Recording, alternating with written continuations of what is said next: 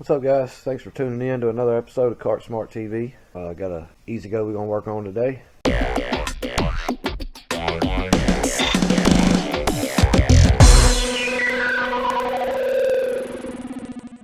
This cart has been stretched. It was a normal TXT. The customer had it stretched. Really good looking cart. I like that white and teal. It's a 2019 for sure. Dropped it off to us yesterday, said it wouldn't do anything. First thing you're gonna do with an electric cart like this is you're gonna go over here to the passenger side of the golf cart. You're gonna identify your main cable and your main negative cable, your main positive and your main negative cables. And so they're gonna be right here on your first and last battery. The positive cable's there. You can see with the red heat shrink on it. Your negative is gonna be here. You're gonna turn it to the 200 scale on your voltmeter. Gonna clip that to the positive post. Take your other lead. There's a major problem there. So the first thing you're gonna have to do is find out which batteries. So if now I'm testing the first battery on its own, 8.3 will be our second battery, 2.3. Well, there's a problem. There, 3.9 on the next battery. There's a problem. Next battery. There's a problem. That one ain't even hardly showing no volts. 1. There's a problem. Alright, so we have 5 batteries that are a problem and 1 that is not. So in this case, get your charger out. Yes, this is a 12 volt charger. If you can get them to their capacity, but they won't hold capacity, you're 100% going to have to change the battery pack, new or not, because that's the thing about this battery pack.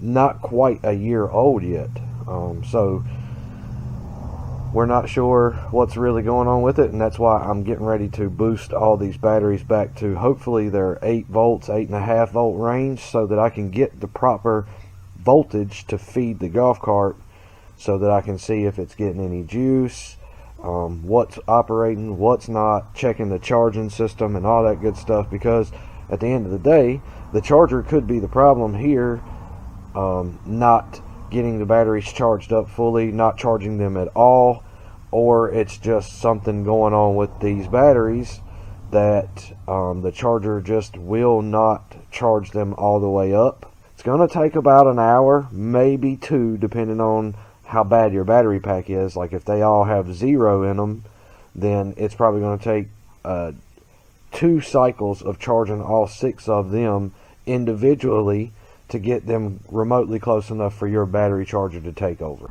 Alright everybody, so once I got those 5 batteries boosted there, but at this point we've got the charger taken over. It is definitely charging just fine. There's our meter showing the new voltage. If you remember, it was at like 24 and some change, and here we are at 53. We're going to unplug the charger. See the voltage dropping severely fast. So you got to get that thing plugged back up. There you go. You can see the charger boosting up the voltage there. And there it went into its full-blown charge mode. And so now that you got your charger taken back over, we know that the charger's working like it's supposed to. The charge system is working like it's supposed to. At this point, we just got to let this thing sit here for however long it will take to boost the battery pack all the way to it being like a brand new one, hopefully. After that, you definitely want to take the cart for a ride if it's operable.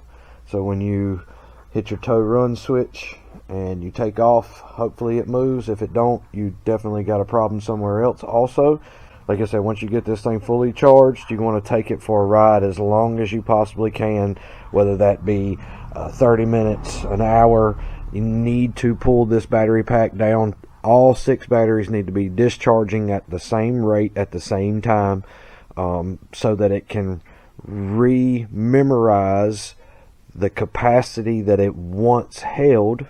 Once you've taken it for a ride, drain that battery pack back down, bring it back in here and let it fully charge, whether that takes it 2 hours or 14 hours. It doesn't matter. It just needs to be done so that you can get the health back that they once had. Alright guys, so I left our battery pack charging overnight. I knew it was going to take a good little while for it to get charged and see if it would hold the battery voltage. For the most part this morning, it's looking really good. That's a really good number. Question is there something else wrong here once we power it up and try to get it to move? So that's what we're going to do right now. This particular model has the tow run on it. Flip it to run. Okay, there we go. Cart's moving. Sure it moves in forward. Alright, so there we go.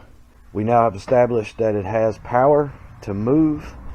At this point, now that you've got the battery pack charged back up, here's where you got to take it for a ride, because just because it charged up doesn't mean that it's still capable of holding that voltage while the vehicle is operating. What you're going to do is you're going to take it out and ride it for as long as you possibly can, and then bring it back, put it through another charge cycle, because what that should be doing is equalizing each battery and making the pack retain its memory of how much capacity that they actually can have. Because once you let these things sit to the point where they get below the voltage that the charger and the vehicle needs to see, they become unequal from one another, and most of the time you can see the battery voltage being like 1 or 2 volts off from each other all the way across all 6 batteries, and so